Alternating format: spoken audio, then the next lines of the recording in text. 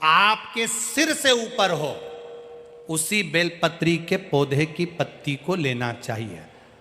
जो पौधा आपके सिर से नीचा हो, उस बेलपत्री के पौधे की पत्तियों को नहीं तोड़ना चाहिए, क्योंकि वो कुंवारा रहता है, छोटा रहता है। छोटे के कारण बस उसकी पत्तियों को नहीं तोड़ा जाता। जो बड़ा हो, जिसकी छाया हमारे ऊपर आ रही, जिसकी छांव हमारे ऊपर आ रही। कई लोगों को हम कहते हैं बेलपत्री के पौधे की पूजन करना चाहिए, बेलपत्री के पेड़ की पूजन करना चाहिए, तो उन्होंने गमले में इतना बड़ा पौधा लगा लिया, उसी की पूजन कर लेती हैं, उसी की पत्ती तोड़ लेती हैं। अब जरा विचार करो, पौधे में जो तुमने गमले में बेलपत्री का पौधा लगाया वो छोटा है, उसकी छाया हमारे ऊपर नहीं पड़ रही। हमारे शास्त्र क्या कहते हैं?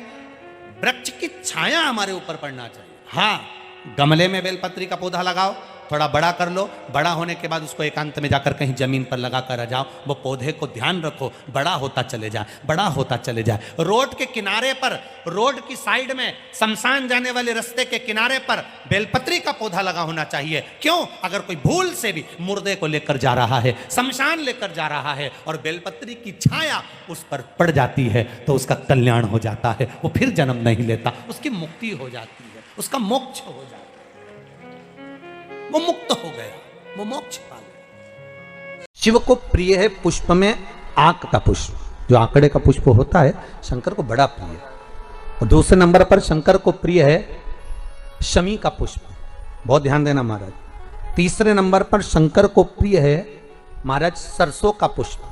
सरसों होती है ना, जो राई अपन बोते हैं, सरसों बोते हैं, उसमें पीले कलर का जो पुष्प लगता है। हमारा तो निवेदन रहता है, जब तक सरसों आए तो प्रयास करा करो कि सरसों के 108 पुष्प शंकर भगवान पर चढ़ाना प्रारंभ कर दो।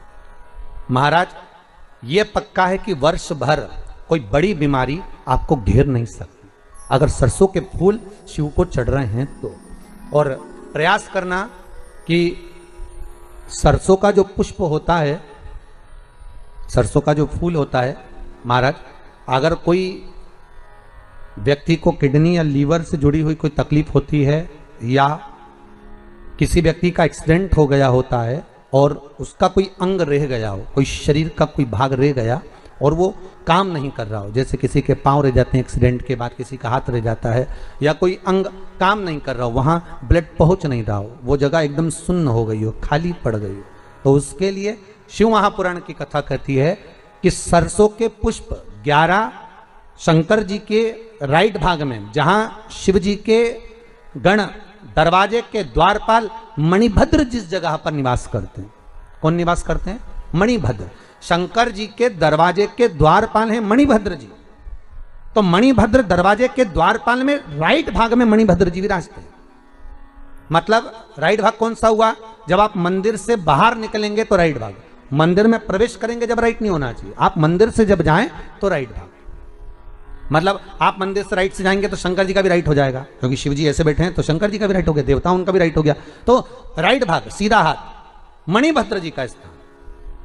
11 सरसों के पुष्प मणिभद्र के उस द्वार पर आप रख दीजिए, और मणिभद्र के द्वार पर रखकर अंदर जाकर 108 वापिस जब आप बाहर निकल रहे हैं, ये पुष्प आप रखने के बाद एक बार बाहर जाएंगे, फिर वापिस आएंगे मणिभद्र के रखने के बाद, और अंदर जाकर 108 सरसों के पुष्प शंकर को समर्पित करेंगे महाराज। उस सरसों के पुष्प जो शिव जी को आप समर्पित कर रहे हैं, उसको वापस लेकर आएंगे, श्री शिवाय नमस्तुभ्यम बोलकर उस सरसों के पुष्प को महाराज सरसों के तेल की बोतल में उसको डाल लीजिए। शंकर भगवान को किसी भी प्रदोष में, शाम के समय प्रदोष काल में, उस तेल को वापस ले जाकर चढ़ा दीजिए शिव जी को, उसको वापस लेकर आ जाइए। उस तेल का प्रयोग आप नाभि में डालिए, और जो शरीर काम नहीं कर रहा उस स्थान पर कम से कम 15 दिन 20 दिन तक उसकी मालिश करना प्रारंभ करिए। बाबा चाहेगा तो चलाने का प्रयास कर देगा, और वो अंग, वो शरीर काम करने लगेगा। मणिभद्र का स्मरण, श्री शिवाय नमस्तुभ्यम, सब बोलिए एक बार जमकर, श्री